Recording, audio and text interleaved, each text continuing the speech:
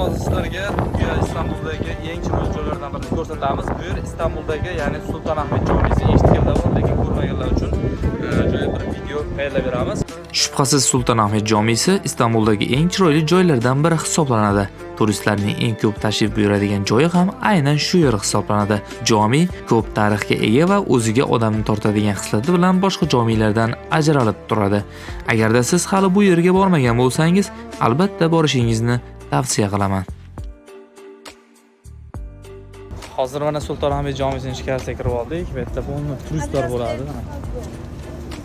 O'zbeklar ham turist hisobida, lekin ishlagan qolib ketganligi uchun ketgan deydi hamma. Jomining ichiga kirib xohlaganingizcha rasmga va videoga olishingiz mumkin. Hech qanday cheklovlar yo'q. Ko'plab kelgan turistlar oilaviy kelishadi. Farzandlariga bu yer haqida bilganlarini aytib berishadi va tarjimon yo'llab bu yerni ko'p yillik tarixini o'rganishadi. Boshqa jomilar singari bu yerda ham 5 vaqt namoz mukammal ado etiladi.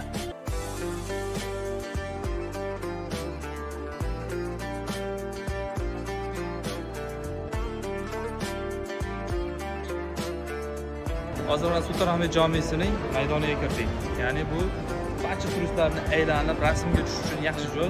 Mana shu Sultonahmet Jomisining asosiy binosi hisoblanadi. Juda ham chiroyli. Mana shu tomonda bu binoni texnik sxema deydimi? Shunaqasi bor edi. Hozir o'sha yoqqa olib boraman. Yetib keldik aniq.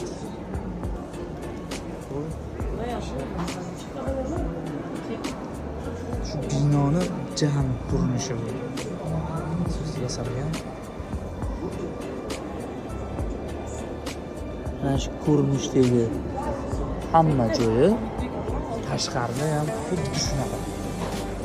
Qanday bo'lsa, shunday tashqarida. Odamlar hayron. O'zbekcha gapirganini tushunmayapti. Nimadir deyapti. Shekilli men ham ular tilini tushunmadim. Bundan bari faqat namoz o'qish uchun o'tiladi xolos. To'g'ri, endi yosh bolalar aylanishga o'tgan. Zaxira olib mana